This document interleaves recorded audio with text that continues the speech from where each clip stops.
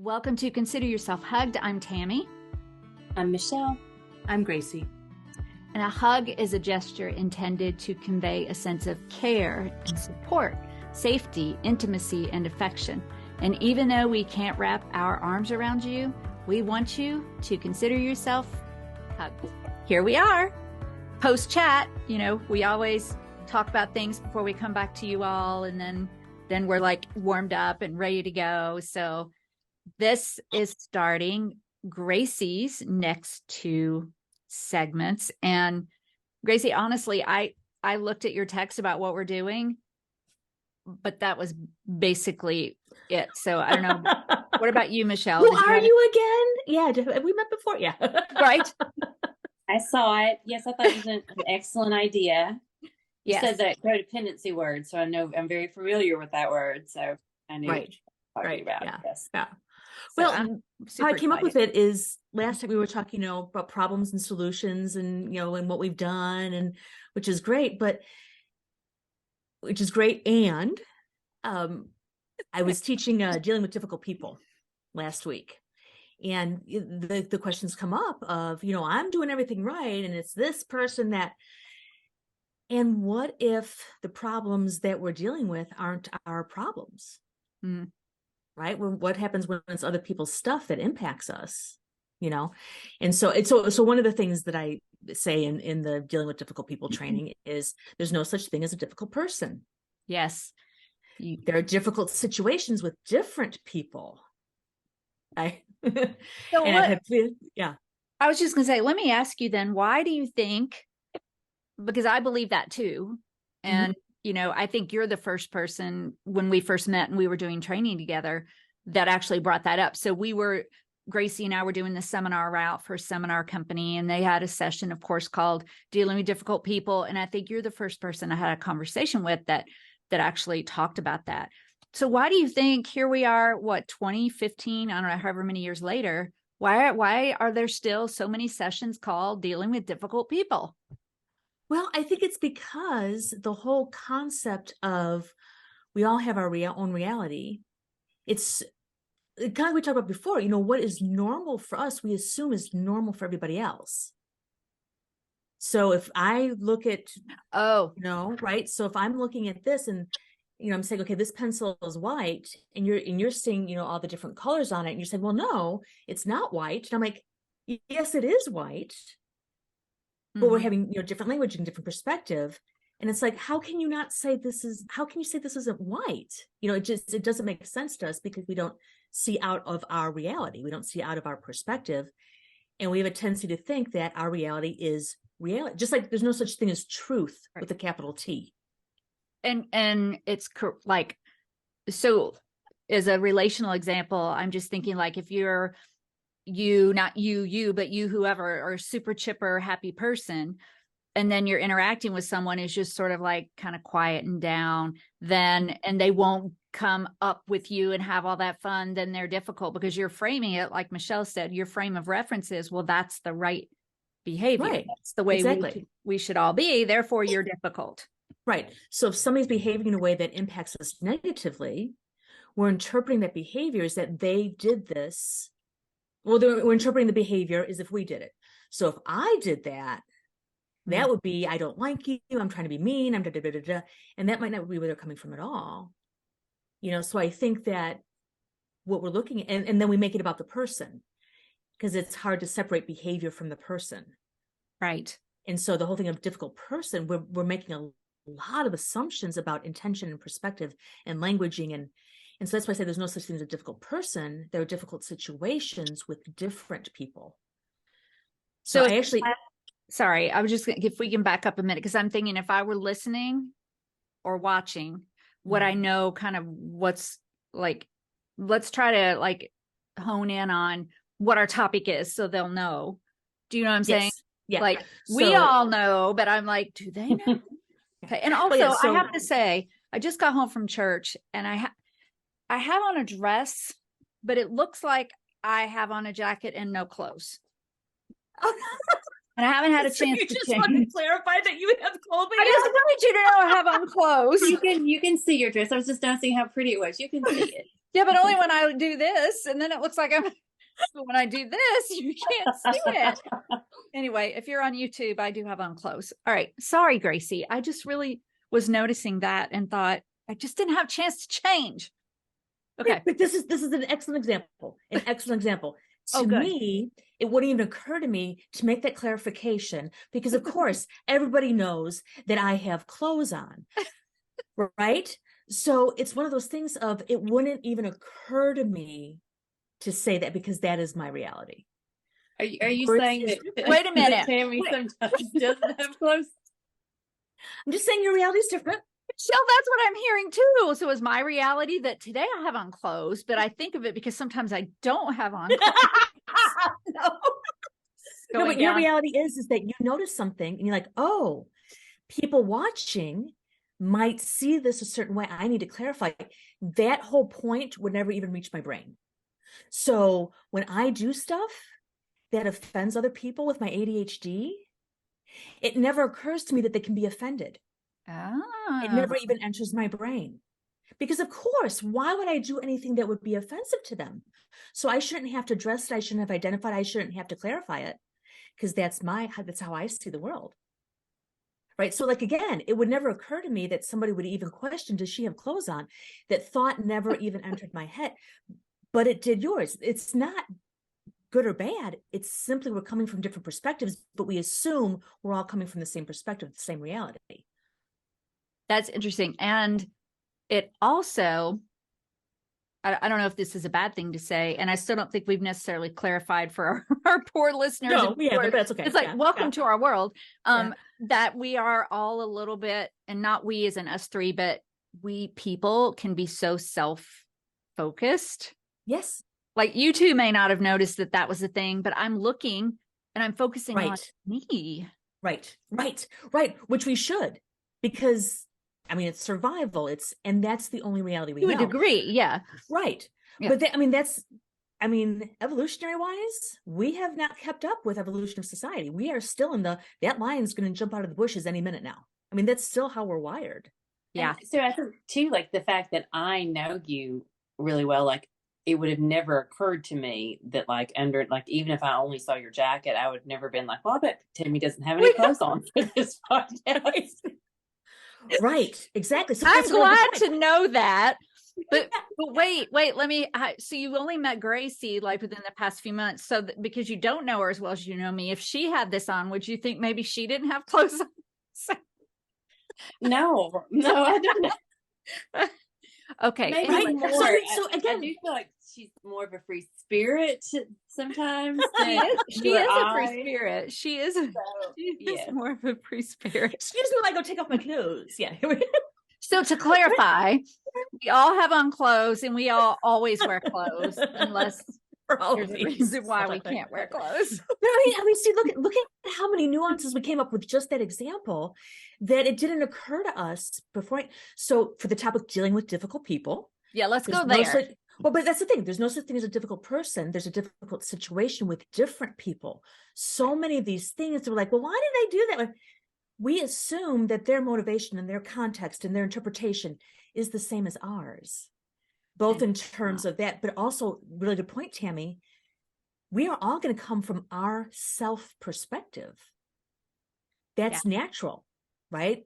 Yeah. And so it's the situation that's difficult. The person is different. They're coming from different perspectives. So what you're trying to help us with today then is sort of based on what we talked about last time is specifically the relational aspect of the relational aspect of problems. Of problems and solutions. Okay. Right. And so that's the big thing is that first of all, so when we're talking about problems, a lot of, I know what I struggle with, especially being conflict avoidant and people pleaser, is other people's stuff. So other people might not be healthy, or other people might be under stress, or other people might have a different perspective. It impacts me. And especially if it impacts me in what I perceive as a negative way, it's like, oh, look at what they're doing to me. Mm-hmm.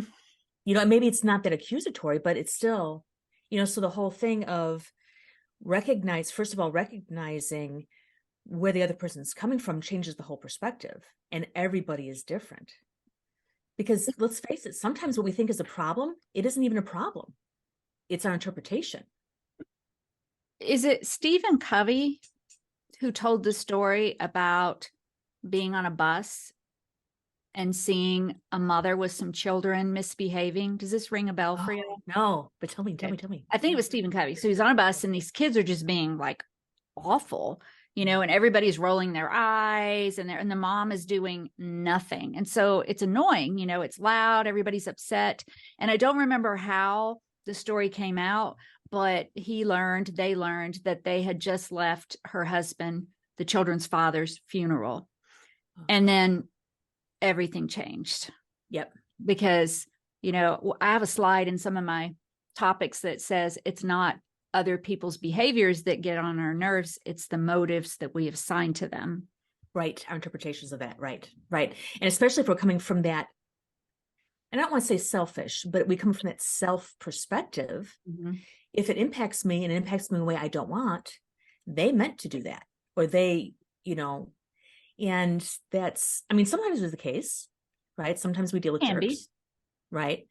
But in a lot of our day to day, so we don't even know. So the example I use a lot of times is, let's say you're walking down a hallway and the person in front of you all of a sudden turns around and just slaps you in the face. What the heck, right? But if they're having a seizure, you're not going to care, right? It's all about interpretation. So how much of our life problems are based on other people and our interpretation of all their stuff? And do you think it's easier to blame other people because if we don't blame them, then we have to admit that maybe there's something that we're doing too, or something that we're contributing to the problem. And that can be hard. That can be hard. The other thing too is that in a less, I don't even know what word to say, but sometimes because we can see their behavior, but we don't see our process. So it's easier to say, well, this is what I see happening. Because a lot of people don't have that insight. Mm-hmm. Oh, well, this is my interpretation because of, whatever. But we can see that behavior. Easy to assign what we think somebody's behavior should be, like how they should treat us. I just had this conversation this morning. I met my son for church and breakfast, and he was talking about something that happened last Saturday. We went to eat before going to an escape game. My sister was here for her birthday, and we went, and they were super busy. And the waiter had put us in line online, and the waiter was rude when I asked him about how long, because we had the escape game to make. So that's the reason I was asking. And he was, you could tell he was very flustered, and it made my son mad. I didn't think anything about it again because it's a full restaurant, and I knew this has nothing to do with me. It's the man overwhelmed. But, my son was like, well, that guy was rude. I'm like, he's just overwhelmed. But he brought it up again today. And I think sometimes it's harder when someone isn't appropriate to someone you care about, even more so than when it's you. Yeah, that's true. Well, think about, for anybody who's a parent, okay, you do something to me, whatever. You do something to my kids. Mm-hmm. Right. Yeah. Well, maybe I was translating. Good for you, Michelle, because maybe it was, don't do that to my mom. Mm-hmm. Right. He's trying to. Yeah. Were you able to help him grow a little through that too, to sort of, look at his mindset about? I think so. I had shared that I knew that he was upset, but I think in his mind it was still like, I shouldn't act that way. Yeah, maybe a little bit, but he's an adult. He has his own. That's true, but he watches you. That is true. And I do think to some degree kind of saying, obviously, because it didn't upset me, not even in the least. I honestly felt bad for the guy because he did seem incredibly overwhelmed with kind of what was going on and how low they were on staff and all of that. So we did talk about that. And I think he definitely understood that. That's a big deal, though. Go ahead, it is. But again, if we don't have the experience, so that's one thing with my 14-year-old, I'm like, when you start working, she's probably going to be working in the dance studio, but I said, at some point, I want you to work retail and food service. Yes. Because if you work retail and food service, it's going to change your perception and you're going to be nicer to people.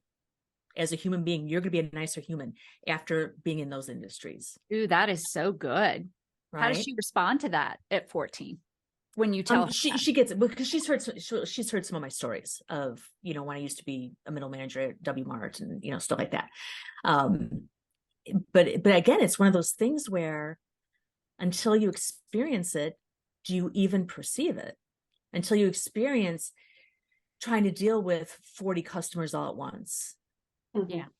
Can you even see that, you know? And me come asking, how long do you think this will be in a restaurant full of people, when not meaning it maliciously, just trying to get to see if we could stay or if we had to leave to get to the escape game. Right. You know, but in his mind, he's already overwhelmed, and this is one more person. One more person that needs something from me right now. Yeah. Can you imagine that? Sorry, go ahead.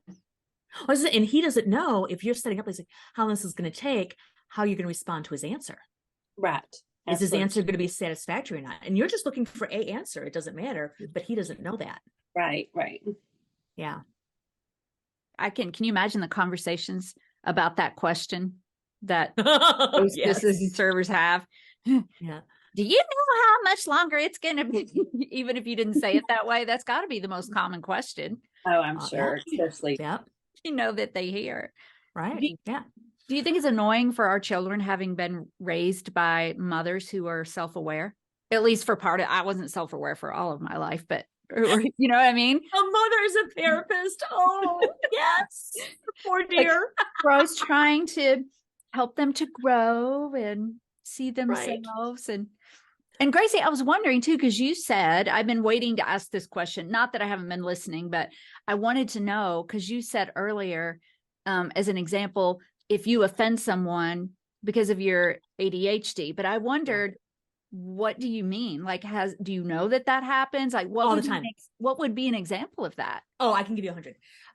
Talking over something. Focus. Yeah. The big one is talking over people. No. All the time. A couple dozen times a day, easily. You don't do that here. I've done it twice so far that I can remember. Yes. But I don't see it in here as talking over. It's just women conversing. Not everybody interprets it that way. Huh. What do you think, Michelle? I don't remember ever here. I understand what you're saying. Yeah, I do too. ADHD and how often that happens. I just don't remember it here. But yeah, I also think the way people interpret it is huge, and in different settings. True. Yeah. Especially people that don't know me. Like if I'm at the store or whatever, and they're talking and all of a sudden I start talking, they don't know me. They don't know the context or anything else like that. And it just comes across that I'm not listening and I'm rude. So two follow-up questions. Mm-hmm. How do you know, like, unless somebody tells you, and then like, and then what do you do? Do you have a way to catch yourself? Because you wanted problem solutions, right? I mean, I know this might not be where you wanted to go, but I think it's really this is perfect. Yeah. What do you do either to prevent it or to rein it in, or what do you do if you notice it's happening? So I wasn't actually diagnosed until I was 30, which is not uncommon for women of my generation. We didn't get diagnosed as kids. So I wasn't diagnosed until I was 30. But when I was in grad school at 28 and 29, we had to videotape ourselves doing practice therapy sessions. Oh. And I was talking over the client. You don't want your therapist. Yeah. So, I mean, I've been told that for years. You never let me talk or whatever, but I actually saw it on video, and that was, it was. That changed. Yeah. And so I think part of it was, pointing it out or having people point it out in a way that makes sense, which, again, when we're talking about, the problems in life, the stressors in our life, and Tami, something you said too about the different types of friends that we have, do we have the people in our lives that we have that intimacy that we trust that can tell us the hard stuff? Because if not, how are we going to get out of our perspective? We won't, And so seeing that, then actually getting diagnosed, it's like, oh, that makes a lot of sense.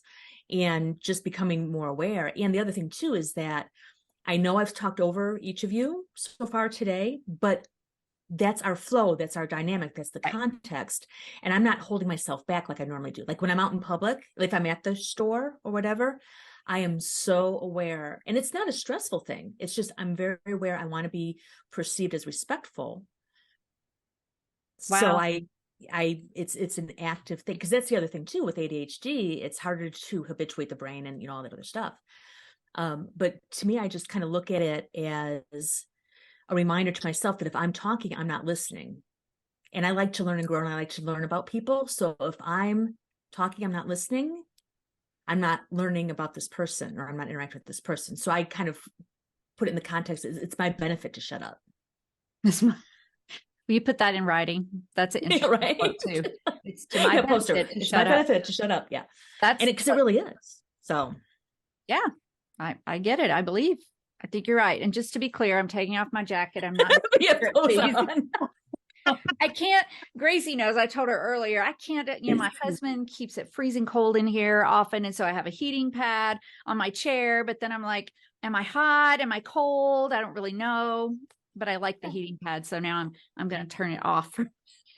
So you can become TMI. So that's.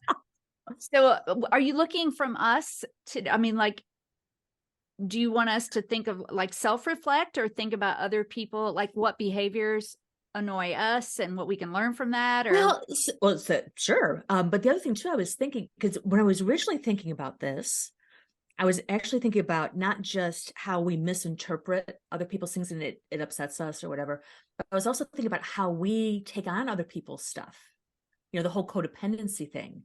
So it could be the whole binary or whatever you want to go ahead and describe it, about how our lives, our stress levels, our emotional status, our mental health so often is other people's stuff, whether it's people behaving badly or whether it's we take on, especially for those of us, they're caregivers, or, somebody's struggling. Well, I'll take on that stress, and setting the boundaries and be able to say no. So, so I would love to hear, either of those contexts, how you all recognize what's your stuff and what you can do something about, and what's other people's stuff, and maybe what you can how you let it go. Yeah. Michelle, you? So I think that it's such a great question, and there's different layers. I think that, Gracie, for you and I, that's part of professional training in some regards. They do definitely address that somewhat, but I think that I'm just going to start out by saying that the most life-changing thing from working in an area as a caregiver, mental health professional, was when I realized that, when someone is there and what they need is for me to help them feel better, to help them kind of help themselves. If it doesn't do an ounce for them, for me to feel terrible and be tied up in their emotion. Does that make sense? So, that's beautiful. And so obviously, there are going to be things that kind of are a little more than usual that I am going to feel. And I've talked about going to exercise after work sometimes, because it kind of helps that transition.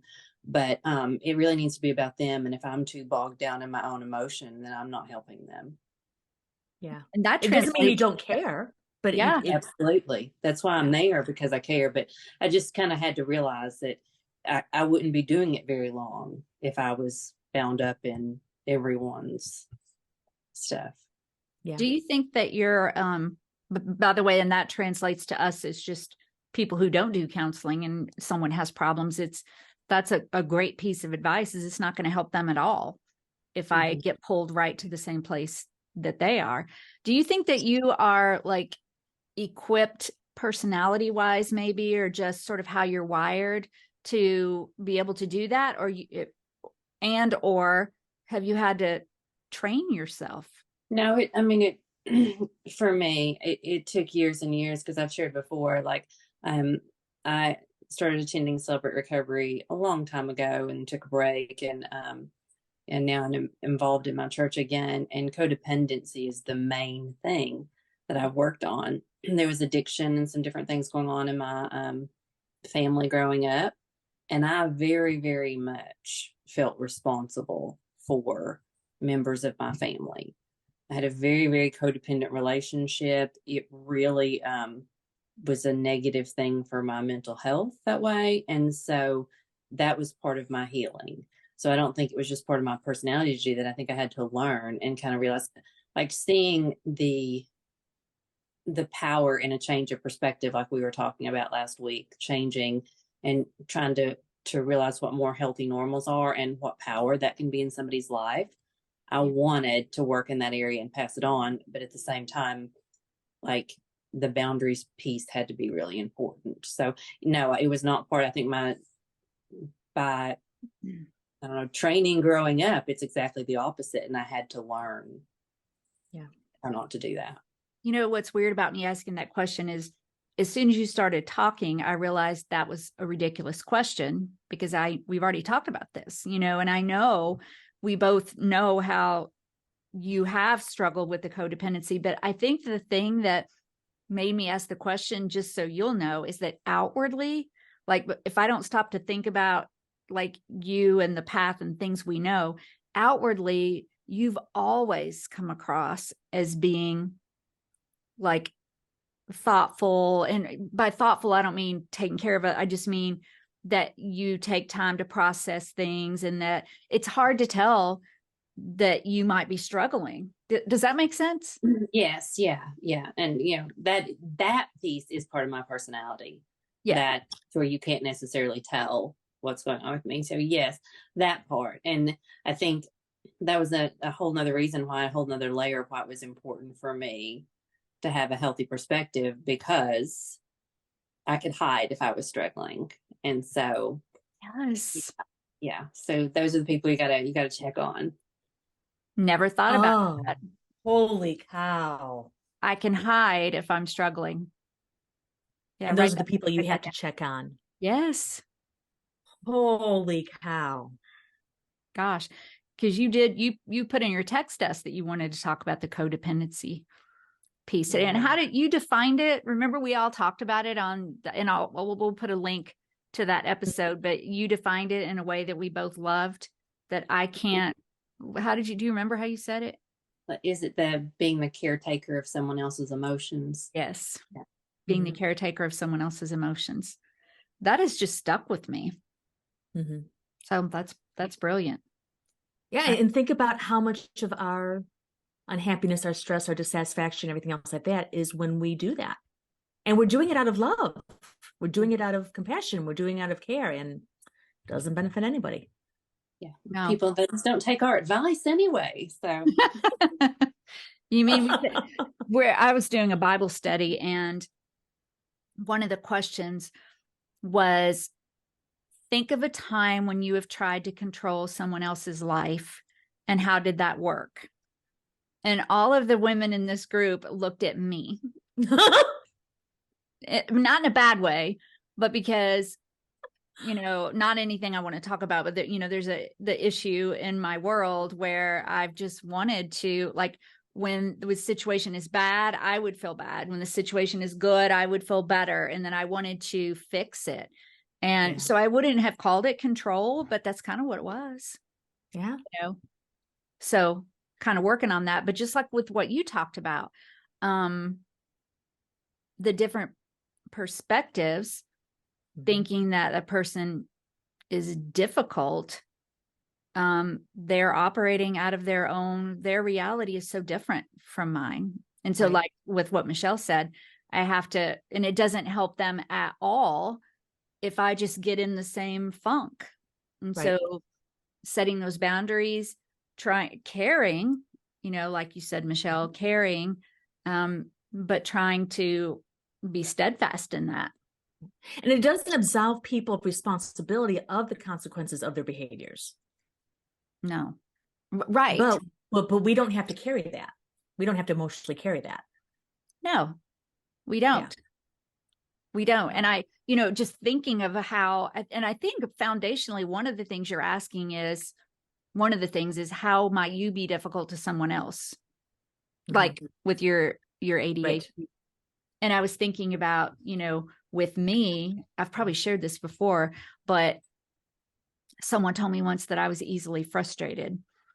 And I thought hearing that, because it was shocking to me, I don't want to be seen as someone who's, so what that means is she was probably seeing me be like, you know, puffing or rolling my eyes or being dismissive in whatever way.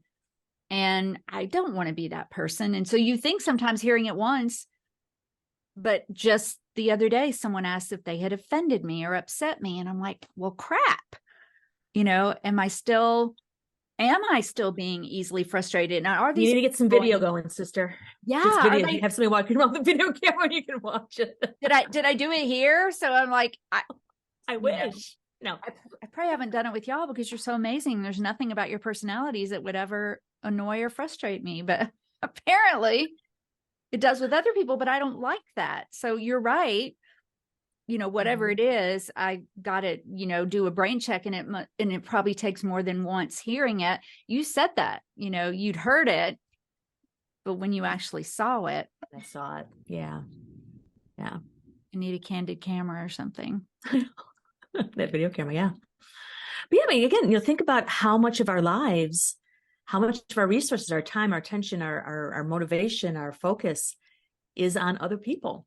And again, we still want to love and support and everything else like that. But how much of it, you know, getting back to Michelle said, controlling people, places, and things. And we can influence, we can be aware of our impact, you know, our responses and reactions, but we can't control.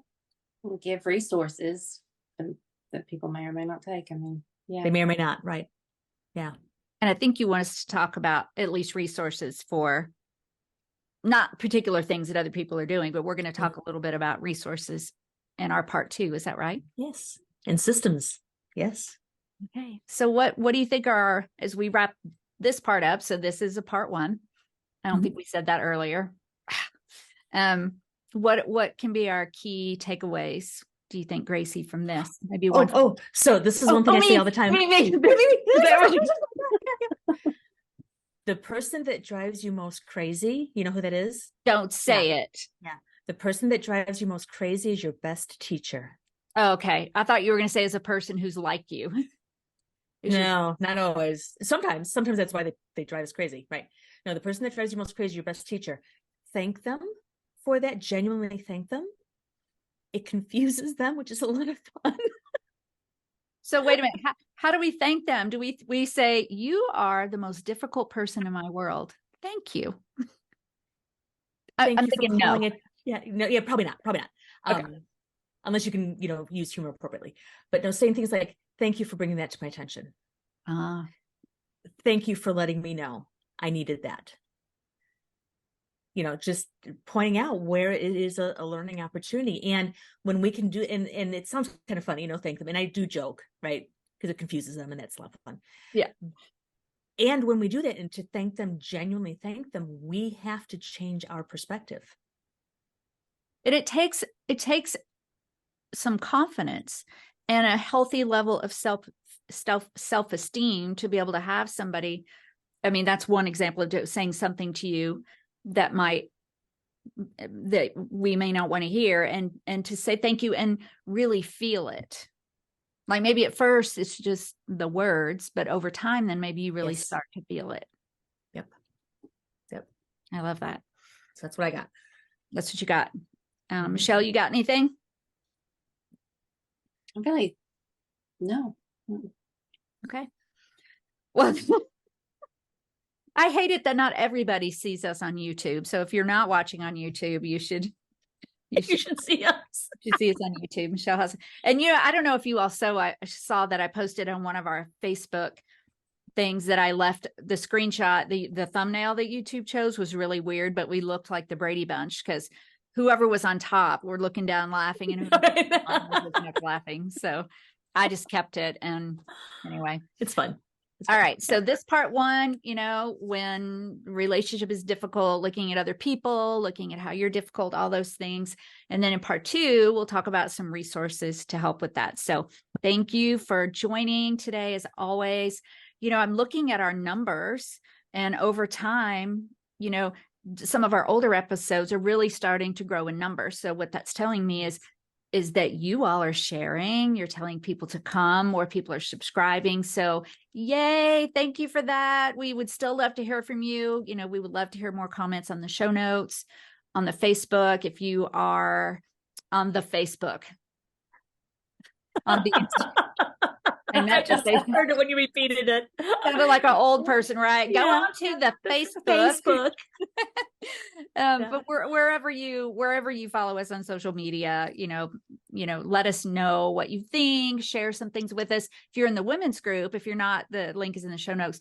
But that is a private group. And I don't know that we often say that. That's a private group. So whatever is in that group doesn't go out to the general public. So if you want to be more private, that's a good place to be. So are we ready? Sure. Ready. Okay. All right. And until we're together next time, consider yourself hugged. Yay. Best one ever. Oh, we always say it's the best one ever, Yes, but it gets better every time, right? It does. Yes. Yes.